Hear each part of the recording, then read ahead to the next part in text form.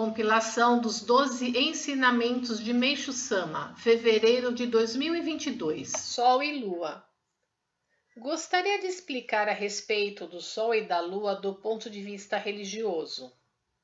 Por ser um assunto profundamente misterioso, os leitores poderão achar que eu esteja forçando uma interpretação. Todavia, o que eu vou expor é a verdade e, por esse motivo, peço que leiam com a máxima atenção. No Japão, desde os tempos remotos, existem 3 objetos considerados sagrados: uma pedra, uma espada e um espelho. A pedra simboliza o sol, a espada a lua, o espelho a terra. A pedra tem a forma do sol, a espada assemelha-se à lua crescente e o espelho é octogonal. Cada lado representa uma das 8 direções, ou seja, os pontos cardeais e colaterais: norte, sul, leste, oeste, nordeste, noroeste, sudeste e sudoeste. Desses 3 elementos simbólicos, a Terra evidentemente dispensa comentários, pois já a conhecemos. Uma vez que o Sol e a Lua têm um significado profundo, vou explicá-lo a seguir. Para uma melhor compreensão, valho-me da interpretação dada pela Igreja Tenrikyo. Segundo ela, o som em japonês das palavras Sol e Lua são respectivamente Iri e Tsuki, que remetem a 2 ações, recuar e enfrentar. Considero interessantíssima essa interpretação. No mundo da noite, em qualquer situação, as pessoas apreciam os enfrentamentos. Em grande escala, existe confronto entre países que nada mais é do que a guerra. O choque de interesses também é uma forma de enfrentamento. Todos sabem que antigamente a guerra era feita com espadas. O espírito da palavra Tsuki também está presente na palavra japonesa Tsukiai, que designa o relacionamento entre as pessoas. Existe ainda a expressão Tsuki Susumu, enfrentar e superar, que tem a conotação de vencer. De fato, essa é a atuação da lua que representa a era da noite. Em contrapartida, o espírito da palavra Riki se relaciona a atrair para si, recuar a tropa, render-se, ceder e ainda contrair resfriado, que consideramos algo positivo.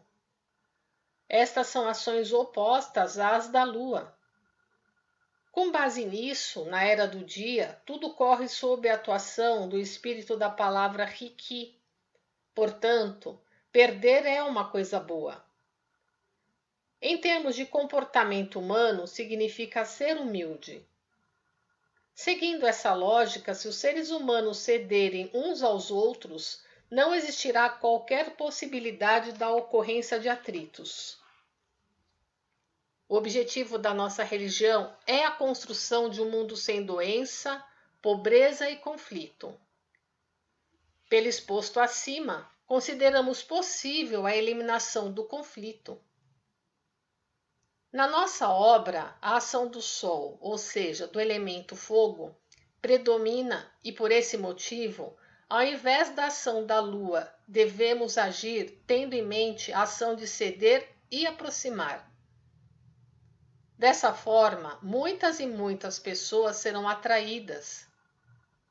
Além disso, uma vez que o Sol tem o formato de uma bola, é natural que devamos ser pacíficos e agradáveis, com atitudes suaves e flexíveis.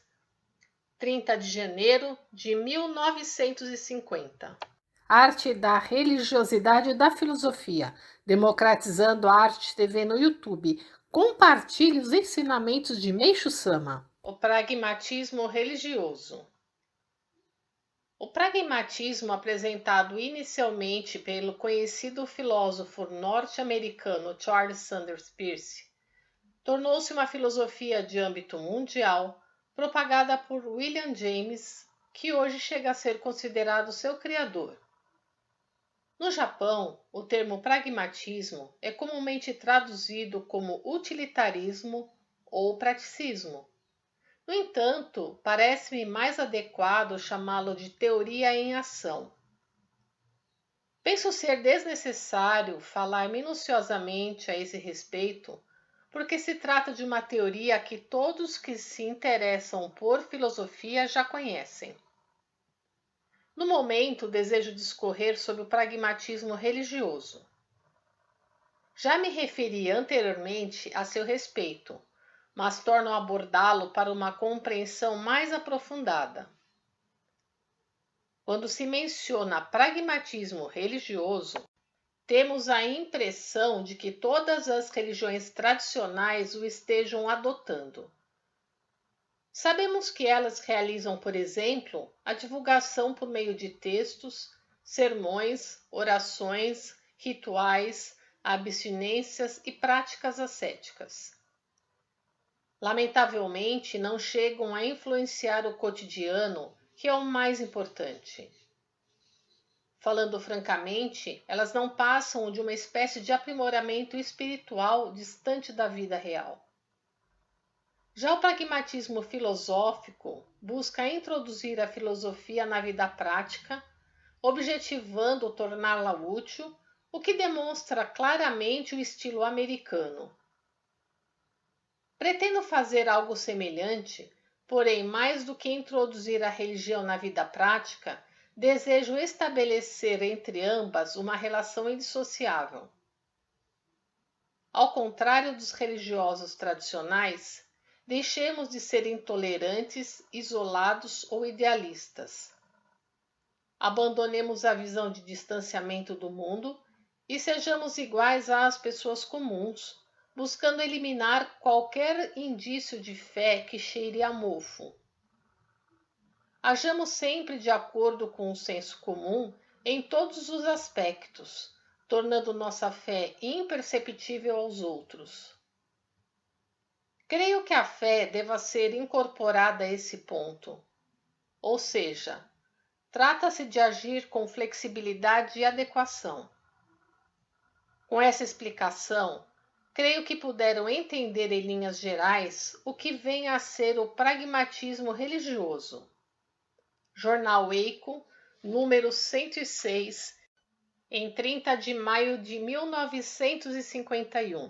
Arte da religiosidade e da filosofia, democratizando a arte TV no YouTube. Compartilhe os ensinamentos de Meishu Sama. Práticas de humildade. Desde antigamente fala-se sobre práticas de humildade. Para se viver bem em sociedade, elas são deveras importantes, sobretudo para quem cultiva a fé. Tenho visto com certa frequência nas organizações religiosas atitudes que denotam falta de humildade entre os mestres que divulgam sua doutrina. Os velhos provérbios, o falcão inteligente oculta as garras, e quanto mais carregada de grãos, mais se curva a espiga de arroz, refere-se à humildade. Desejos egocêntricos, tais como o de querer se exibir, de se mostrar importante ou conhecedor de tudo, de se vangloriar, etc., produzem efeito contrário. O ponto fraco do ser humano é gostar de se mostrar tão logo começa a se destacar.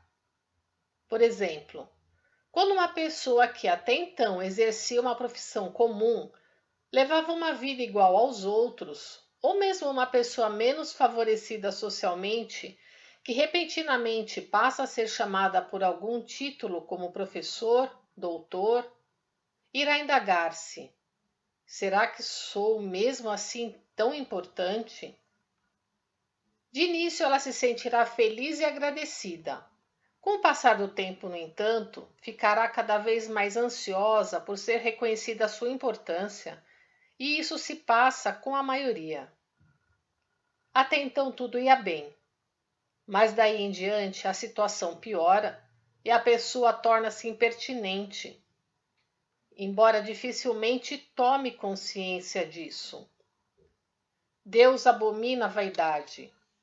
Tanto a virtude da modéstia quanto a humildade são realmente inestimáveis, principalmente na vida civilizada. O comportamento de querer o melhor lugar nas conduções e em locais de grande concentração de pessoas, empurrando-as, revela uma espécie de pensamento exclusivista, digna de reprovação.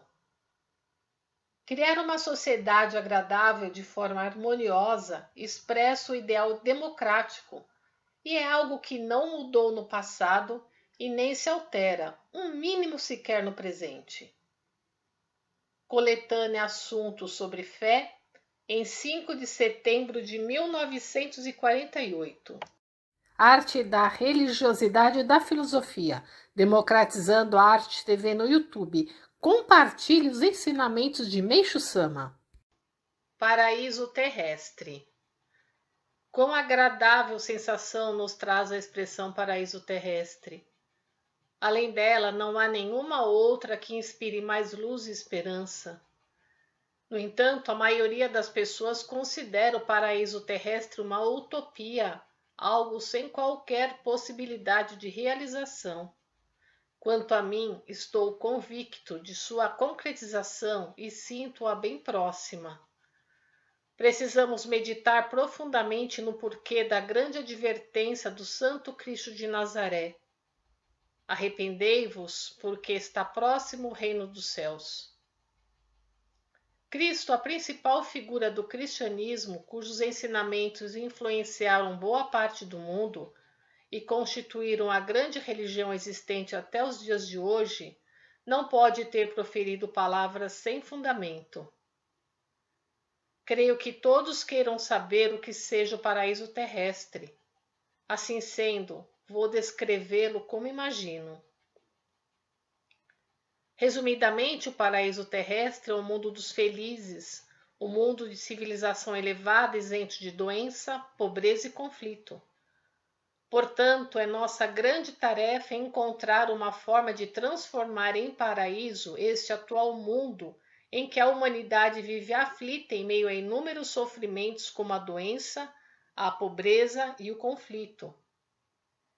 Inicialmente, precisamos descobrir como eliminar a doença, uma vez que ela é a principal causa dos 3 grandes infortúnios. Em seguida, vem a pobreza, que também tem como causa primária a doença. Enquanto a ideologia é equivocada, a pobreza política, a organização social deficiente são causas secundárias. A ideologia que tende para o conflito é motivada pelo estado selvagem de que a humanidade ainda não conseguiu se libertar. Por conseguinte, a questão fundamental é como eliminar esses 3 grandes infortúnios. Vou apresentar os fatos mais simples que me fizeram adquirir confiança na sua solução.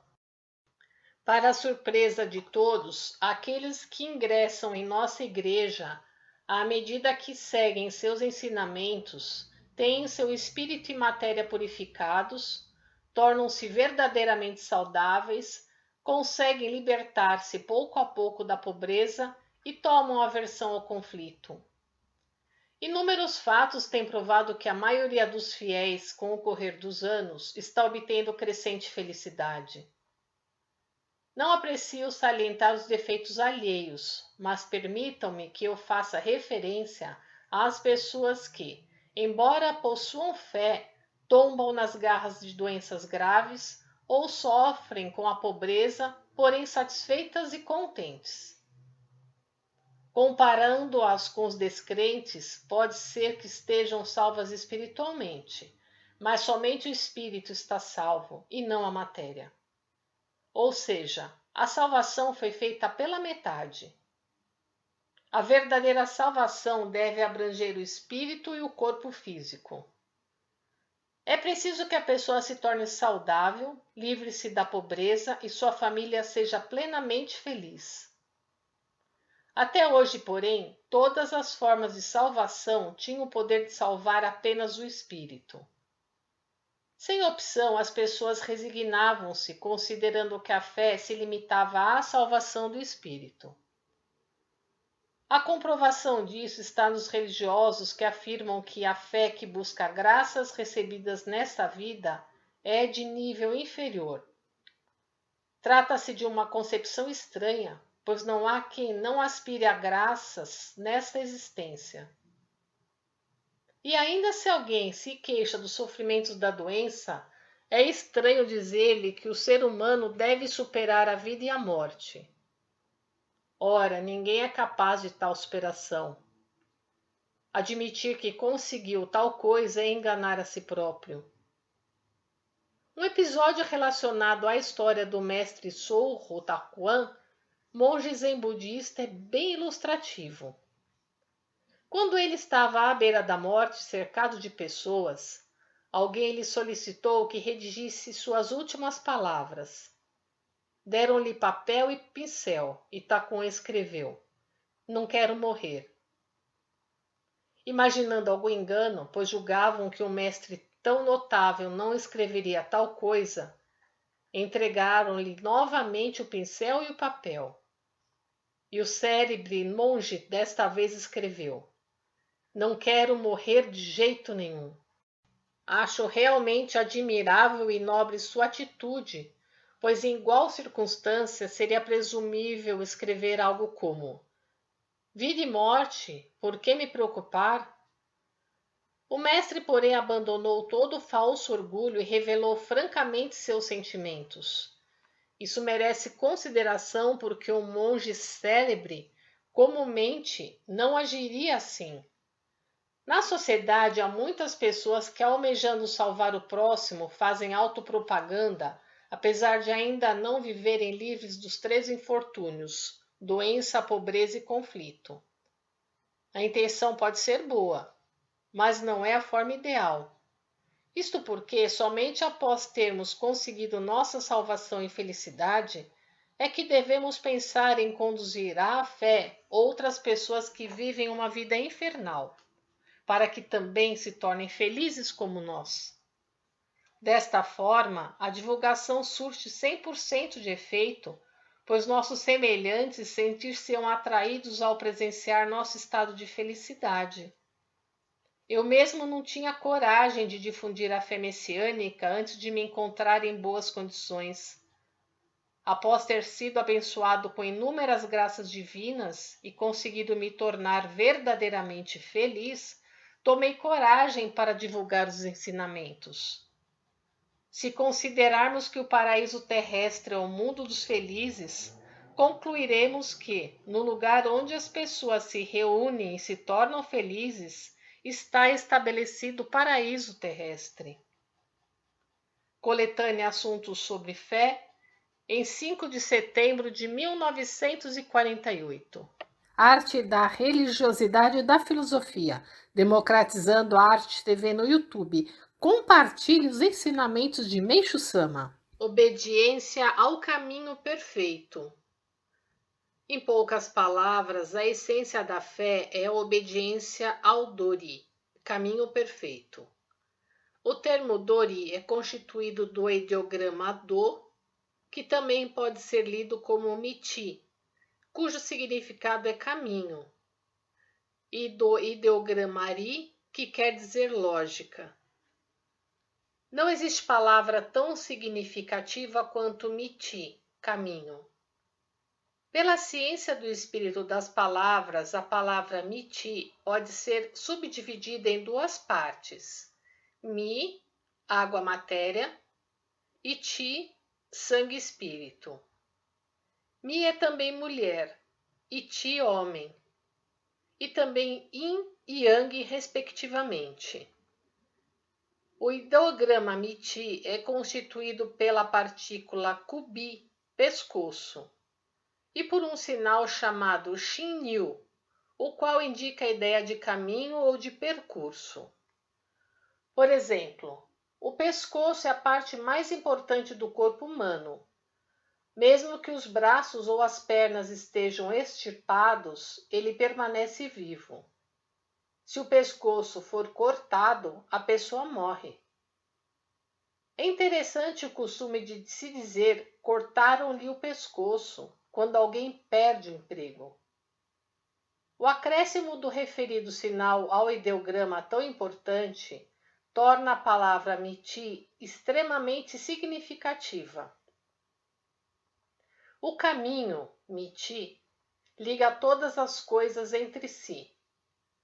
Os meios de transporte, as ondas elétricas, os raios luminosos, o vai e vem das pessoas também dependem de um caminho. Até mesmo o Sol e a Lua e as estrelas possuem uma órbita definida, isto é, um caminho no qual se movimentam. Sendo assim, o caminho é a base de todas as coisas e, por conseguinte, podemos concluir como é errado desviar-nos dele. A seguir, explicarei o sentido espiritual da palavra ri. Baseado na ciência do espírito das palavras, ri faz parte da sequência ra, ri, ru, re, ro, que tem como característica a espiral, portanto, manifesta-se em forma de redemoinho. Este possui um centro e é ele que, dependendo do sentido em que ele se movimenta, poderá ocorrer tanto a expansão quanto contração. Se o movimento for da esquerda para a direita, torna-se centrípeto. Se for da direita para a esquerda, torna-se centrífugo. Exemplifiquemos. O centro de nossa igreja é Gora, localizado no distrito de Hakone. O Go de Gora significa 5 e também fogo. E o Ra, que remete à ideia de redemoinho, quer dizer uma partícula de fogo que se expande em movimentos centrífugos.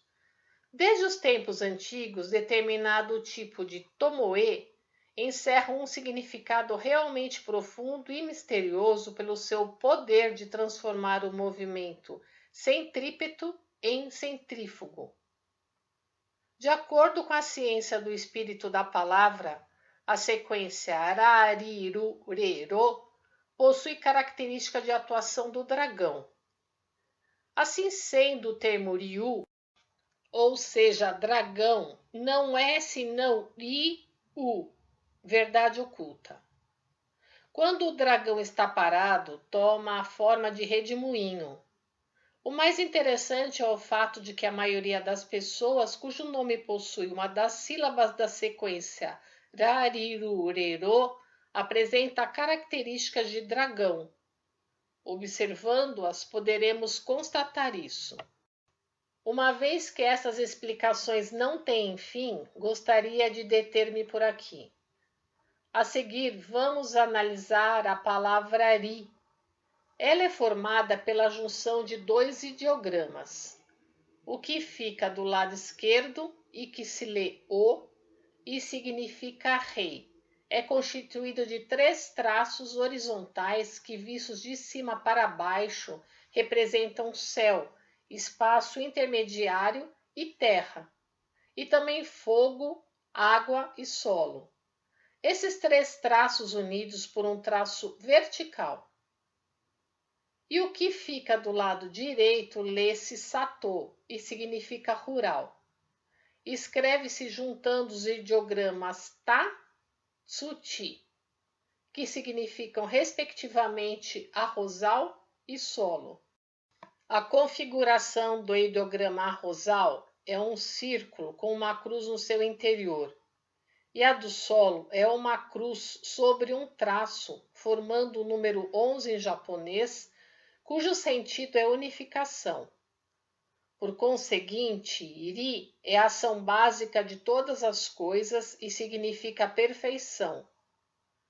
A denominação da igreja Teirikyo, constituída também com essa palavra, é muito apropriada.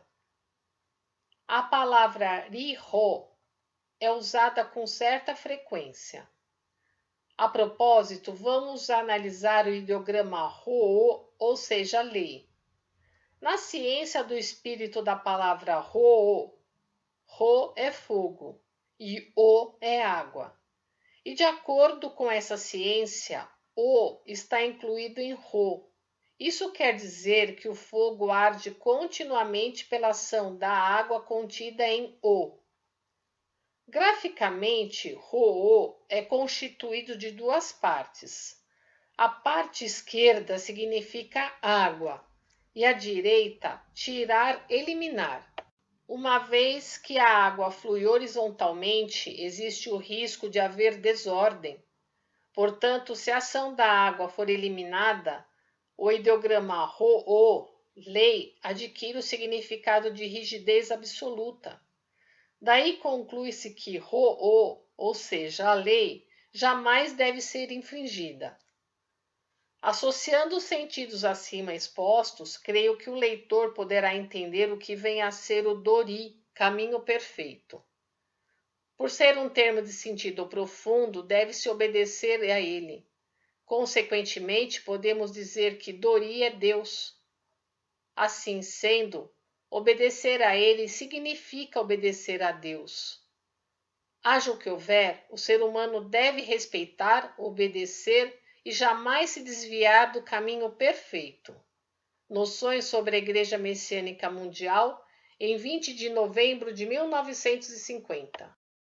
Arte da religiosidade e da filosofia, democratizando a arte TV no YouTube. Compartilhe os ensinamentos de Meishu Sama. Ciclos cósmicos.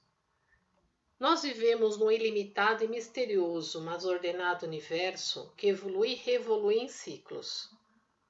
Um ciclo é um período de tempo em que certos aspectos ou movimentos de corpos celestes se repetem.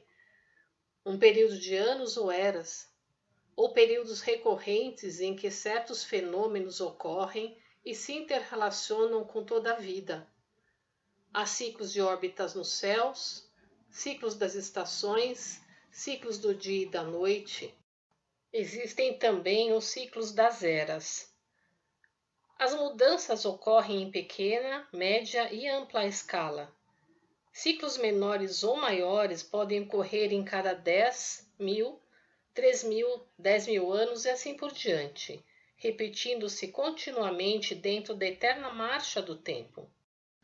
Na verdade, o universo é infinitamente misterioso, tão misterioso que o entendimento do homem atual ainda não pode compreendê-lo. Após uma era de aproximadamente 3.000 anos de relativa obscuridade, encontramo-nos agora no alvorecer de uma nova era de luz.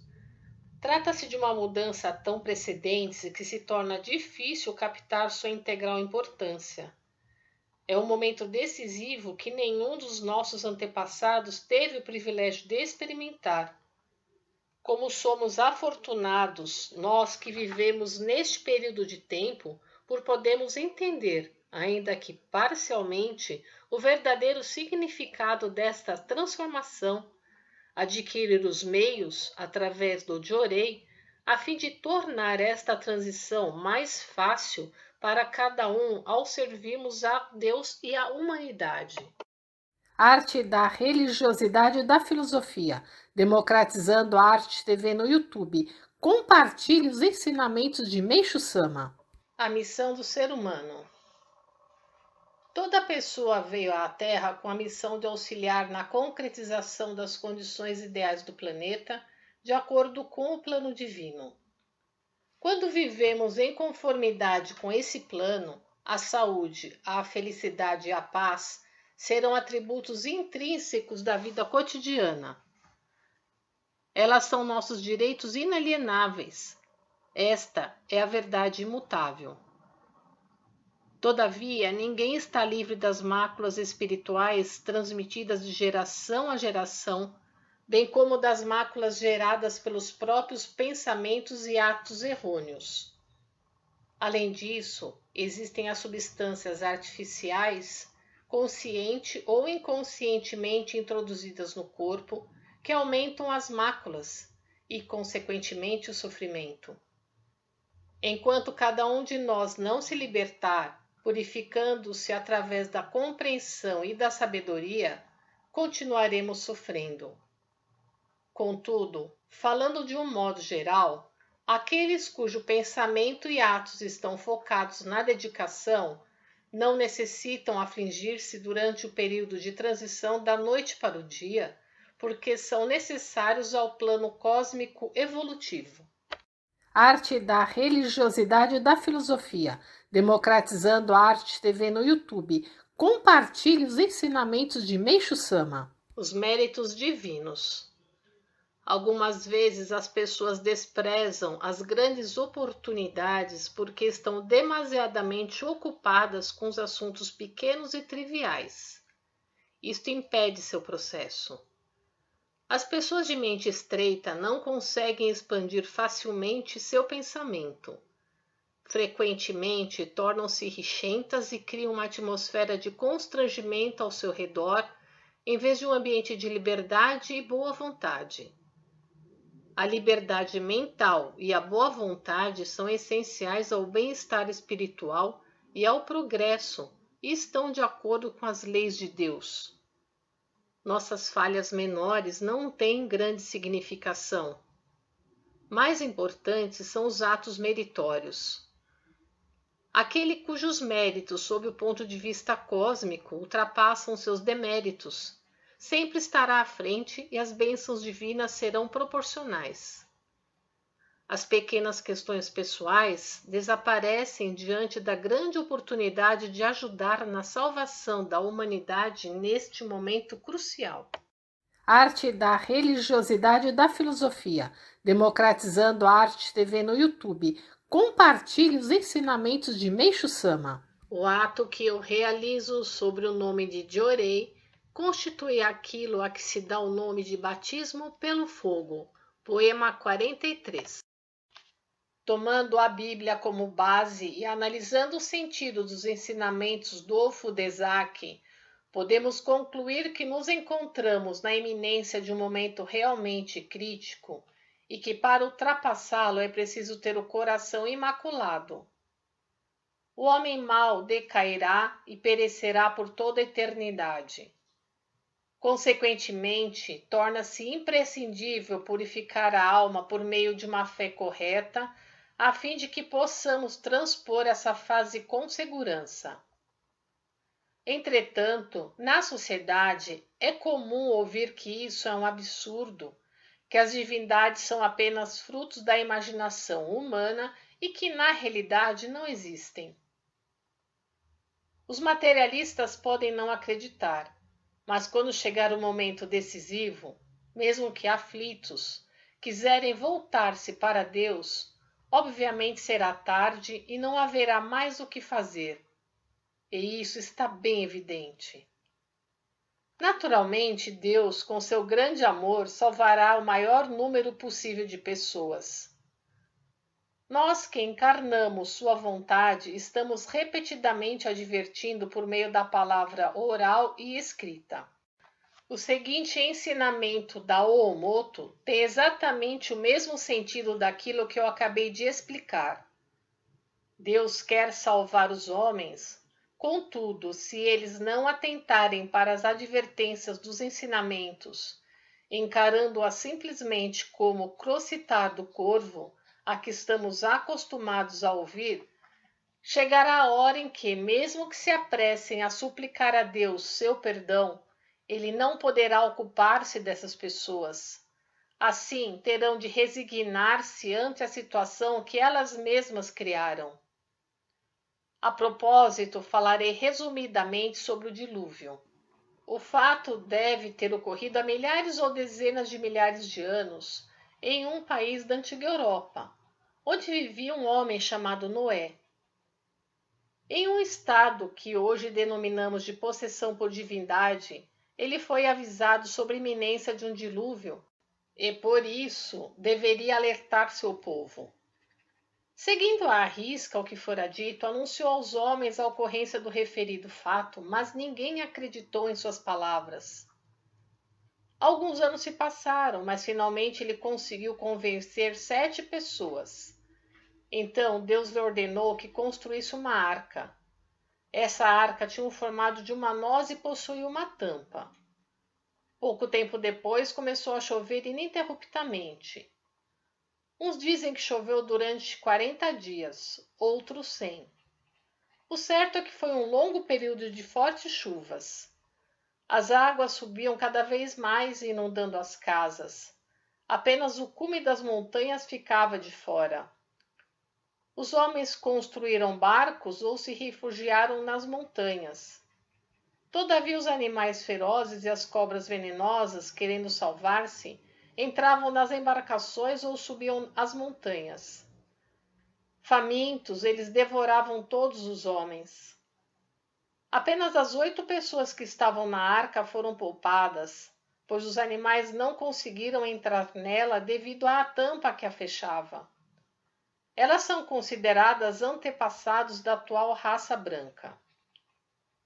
No Novo Testamento consta que João Batista realizava o batismo pela água e que Cristo fará o batismo pelo fogo.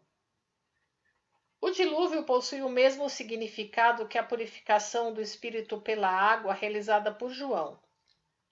Assim, a purificação do Espírito pelo fogo atribuída a Jesus Cristo só pode ter o mesmo significado do juízo final que está prestes a chegar. A água é matéria e o fogo é espírito. Consequentemente, aquilo que estamos realizando atualmente, o método de purificar o espírito por meio do espírito, nada mais é do que o batismo pelo fogo. Uma vez que o espírito se reflete na matéria, creio que a influência que esse batismo exercerá sobre ela será uma mudança sem precedentes. Contudo, precisamos saber que o momento crítico atingirá apenas o mal e não o bem. Este artigo eu ofereço às pessoas sem religião. Coletânea Alicerce do Paraíso, volume 1, O Juízo Final, em 20 de janeiro de 1950. Arte da Religiosidade e da Filosofia, democratizando a arte TV no YouTube.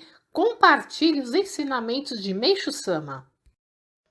Seja qual for o sofrimento que eu enfrente, baseio-me na sinceridade, Makoto, e sigo em frente sem receios. Poema 72.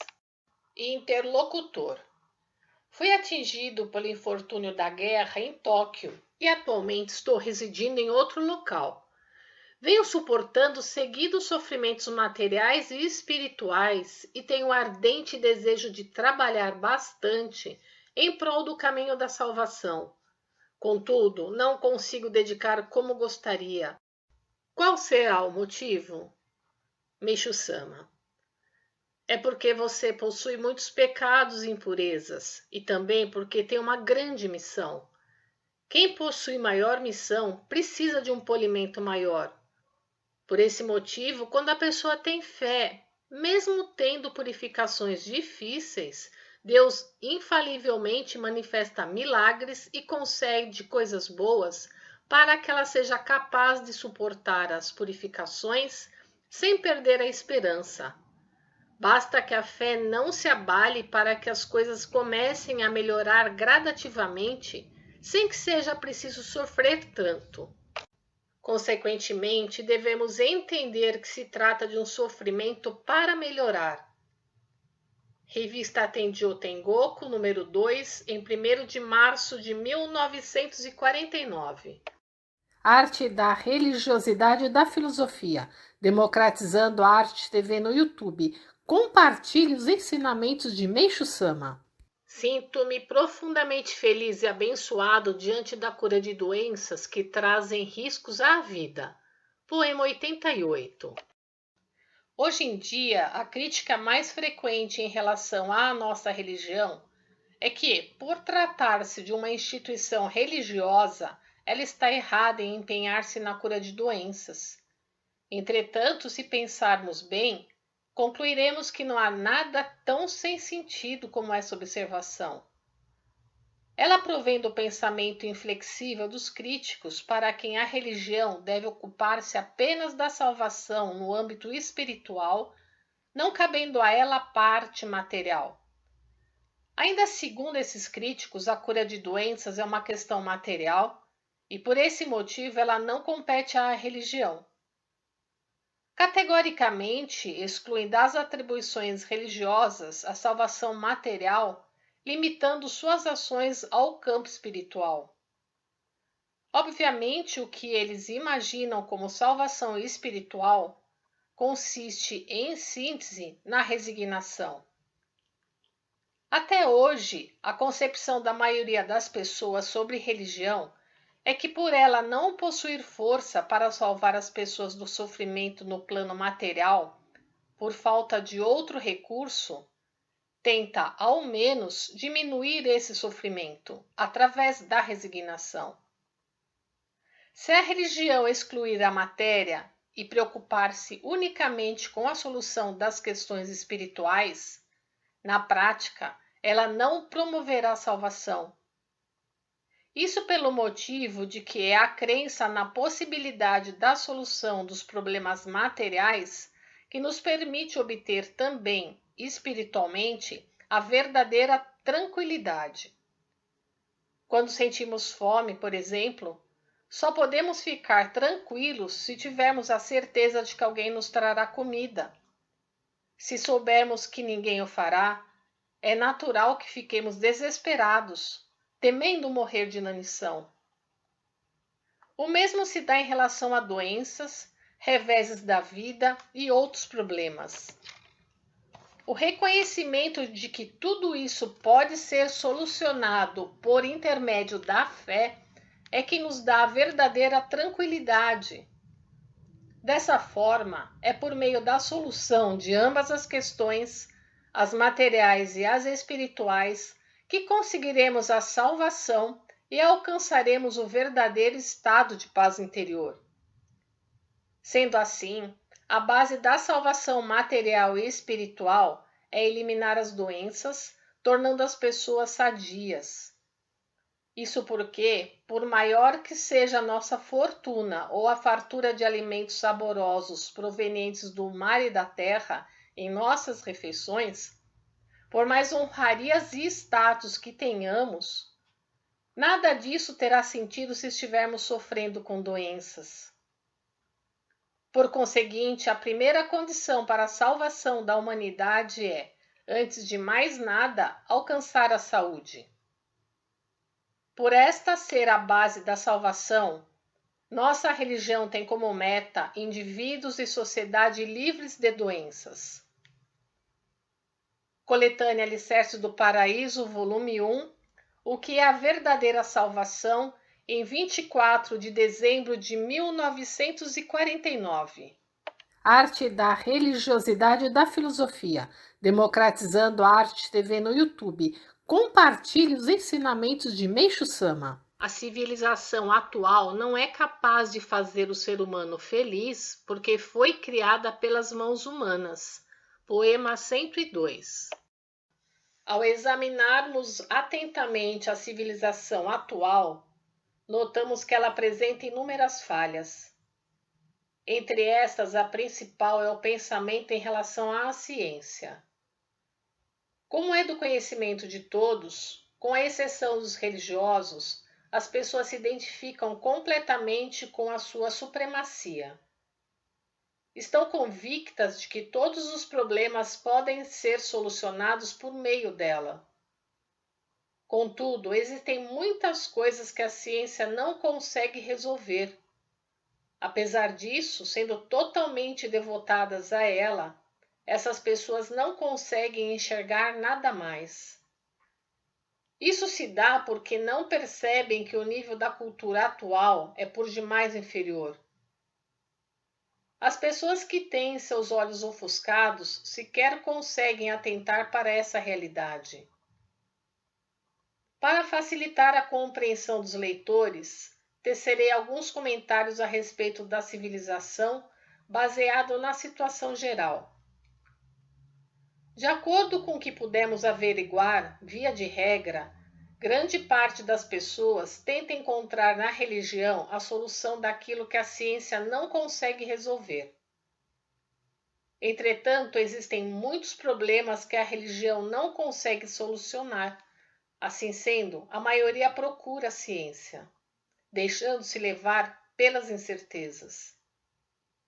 Na realidade, ambas possuem certa força, mas o problema reside no ponto de não conseguirem resolver todas as questões. As de maior proporção são a guerra, a doença e o crime. Há milhares de anos, a humanidade vem empregando toda a sua inteligência para solucioná-los. Até hoje, porém, ainda não se conseguiu sequer vislumbrar a luz da solução. Analisando-se dessa forma, sem o surgimento da incógnita X, superior à ciência e à religião, não teremos nenhuma chance de solução. Caso contrário, será que este mundo de ilusão continuará eternamente, por mais que nos esforcemos? Obviamente que não, pois pelo surgimento da incógnita X, a luz intensa já está sendo emitida. Não se surpreendam se eu disser que essa incógnita vem a ser a religião messiânica e que ela não é senão a luz do Oriente, tão almejada pela humanidade. Isso porque nossa igreja, detentora de um poder de cura de doenças sem igual, vem salvando um grande número de pessoas infelizes. As que ingressam nela, evidentemente, se tornam saudáveis. São incapazes de cometer crimes e passam a ter um poder que extermina, de uma vez por todas, até mesmo a guerra. Para mostrar essa realidade é que a estou apresentando, fundamentando em fatos. Evidentemente, mais cedo ou mais tarde, chegará o dia em que ela atrairá a atenção do mundo. Portanto, essa é uma força inédita na face da Terra, e tal como sugere o título deste artigo, ela é superior à religião e à ciência. Assim sendo, tanto uma como outra são consideradas partes integrantes da incógnita X e aplicadas de acordo com o assunto. Nossa religião é por demais grandiosa e misteriosa para ser compreendida pela inteligência das pessoas da atualidade. Se eu tivesse que denominá-la, chamaria de força de salvação do mundo. Por conseguinte, expandindo essa força, nós nos empenharemos no desenvolvimento da obra de salvação da humanidade. Desejamos, pois, que, de hoje em diante, observassem com atenção e interesse redobrados as atividades que desenvolveremos. Jornal Eico, número 197, Algo além da religião e da ciência, em 25 de fevereiro de 1953. Arte da religiosidade e da filosofia, democratizando a arte TV no YouTube. Compartilhe os ensinamentos de Meishu Sama.